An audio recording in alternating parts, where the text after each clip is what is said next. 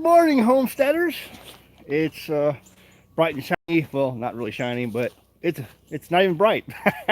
It's Sunday morning, and it's cold outside, and I'm out here to do my morning chores. And I'm heading over to, first things first is turn on the generator. So let me show you what I got over here on the generator. I don't know if this camera, oh yeah, it does allow me to switch the camera back and forth. Okay, so right here, let me show you what we got going. We got two generators. This is the old one. We've been using this now for probably, I have to ask Tim, but I think maybe 6 years.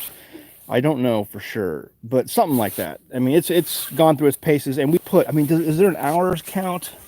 I don't see, this one doesn't have an hours counter on it that I can see anywhere on it. The new one does. The new one has a counter on here where you can, yeah, check the hours right there. So, but this one doesn't have that. But this thing had to have ran for probably close to, I mean, for 6 years. You know, on days like this, I mean, we haven't seen the sun for, you know, a good amount of time. I mean, there's days in the wintertime where you can go weeks and not see the sun, you know, days especially. And you know, you get a total idea of why people used to worship the sun. You know, ancient peoples used to worship it because they wanted it back. Everything's dead and dying, and you know, is it ever going to come back? You know, and so days like today, you have to come out here and start the generator. So just the other day, we got a new generator. After this one's now been running for about 6 years, and I mean, it's completely off its mounts. You can see there's the mount right there, and I can't lift it off, but it's off the mounts. It's everything is. See, there's the other mount. It's coming off the mounts. It's totally detached right now, and so is it even? Yeah, you can see the boot. The boot is completely. Let me see if I can focus that. Focus. The boot is completely disconnected here, and it's leaking oil everywhere. And it's hard, but it does run. We have been able to get it to run. Yeah, you can tell it's not sitting correctly because the exhaust port isn't even coming out the hole anymore. So the last few days or so, I've been just kind of getting this to limp along, and we had an extra generator set aside just in case we needed one, because we knew this thing was getting old and we didn't know how much longer it was gonna go. And so we got basically a newer version of this model and have it right here. And so there's like the little lid with a rock that holds on to it. And so let me see if I can get this thing going and do it in a way where you can see. Maybe I can set this up over here. All right. Can you see that? Just stay there for a second. I'll be right back. I think there's gas in here. So, yeah, there's gas in it. I'm going to top it off, though.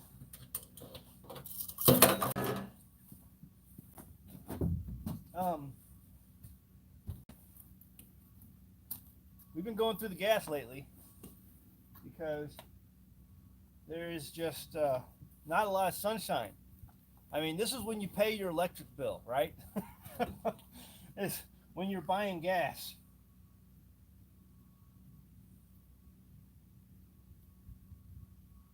You're paying your electric bill in the wintertime. I haven't had a real electric bill in 6 years. Over 6 years, basically. But your electric bill is the gasoline you buy in the wintertime because the sun never comes out. Okay, topped off, good to go. All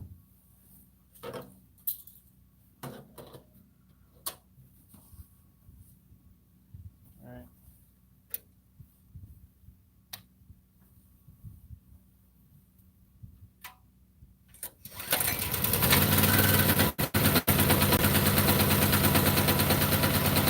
You're supposed to wait about 30 seconds, then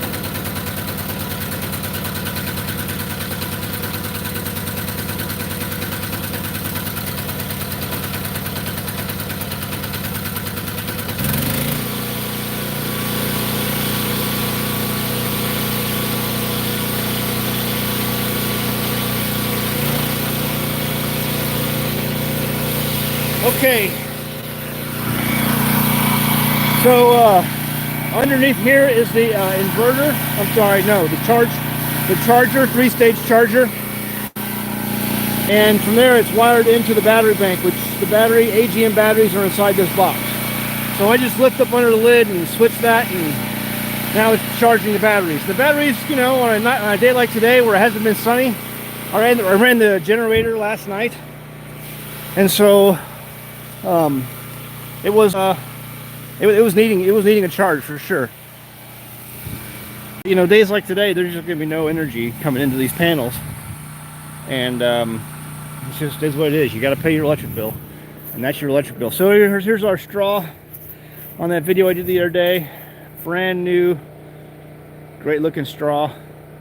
And so yeah, we're getting this on the garden this week.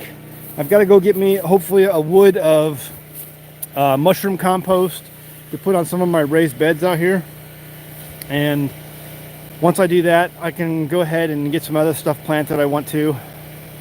But I like getting, I haven't gotten that mushroom compost in a while, but it really supercharges whatever you put it on.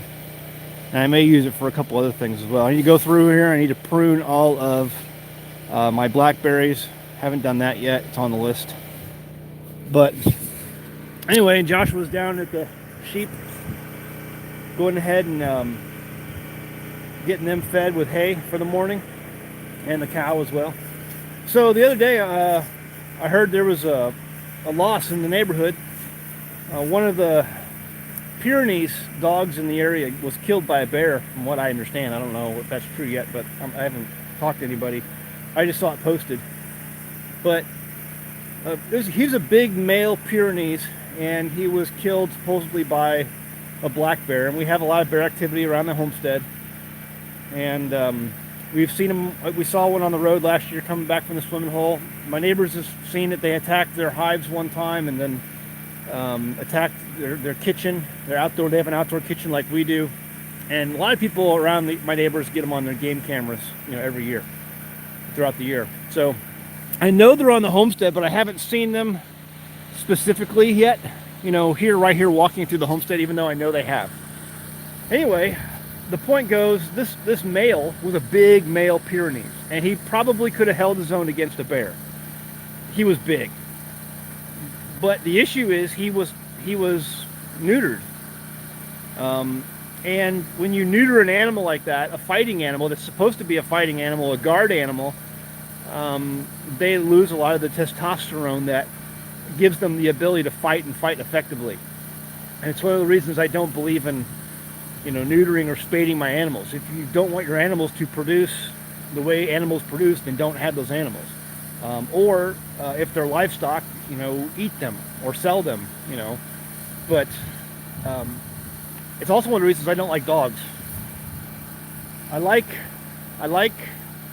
donkeys. We've had donkeys here before on the homestead. They're good guard animals, and we'll get donkeys again. Donkeys are amazingly effective when it comes to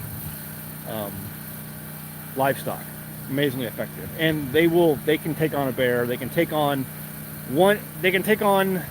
at least one or two coyotes, maybe not a pack of coyotes, and they can hold their own against a mountain lion mostly. It depends, but especially if it's a large donkey. Anyway, so that's kind of what we're doing right now. I saw that and the dog was well liked amongst the locals here, because we knew it was a good working dog, even though I think he lacked in that area because of his neutering. But he held his own and did make it on this last fight. He's fought a lot of animals, but that's unfortunate. Anyway, that's kind of what's going on today. I got a lot of chores to do. I've got to get some sawdust in the house, and I got to empty buckets. It's, you know, that's our sewer system. And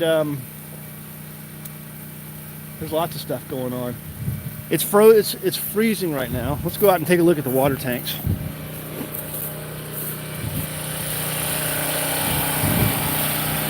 It's definitely below freezing, barely.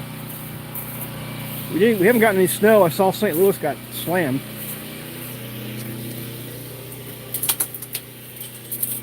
So let me open this gate right here. Here's our water tank, and we have this disconnected right now. So this gator clip comes out so that water can't freeze in here and bust this fitting. And this is open, this is closed, but again, there's no water trapped in here because this is open and this is detached from the the fitting is detached, and this is closed, so there's no water in the line. But I mean, it's not frozen solid. There's water moving in there. It's completely full. All of our tanks are full. I think we had a casualty over here. Tim said, yeah, this one was busted, and so I think he removed it. And these are the lines that connect, part of the lines that connect all of our system together. So it comes in from the roof, it goes here to there, and here, try to get over to this tank, which is now busted, and over to this tank. So everything's connected and will equalize as things get full or lose water.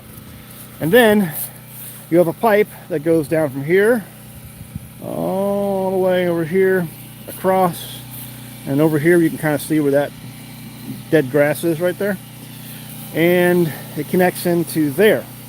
And those pipes join here and then run out to, you can't see it, but there's a spout right there in my garden. So all these tanks feed my garden if we need it. We need the water in the summertime when we don't have any rain. We've got over 1,000 gallons worth of water capacity out here to water the garden. But that's kind of disappointing that we lost this guy. I don't know if it was the spout. I guess he took it off. I don't see it in the ground anywhere, but it was this thing that busted. This right here. That's what happens in the wintertime. You're going to lose fittings for sure.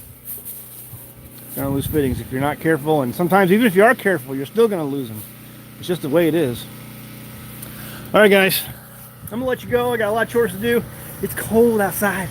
It's cold, and hope wherever you're doing on your weekend, it's going well, and you're getting your chores done on your homesteads. All right,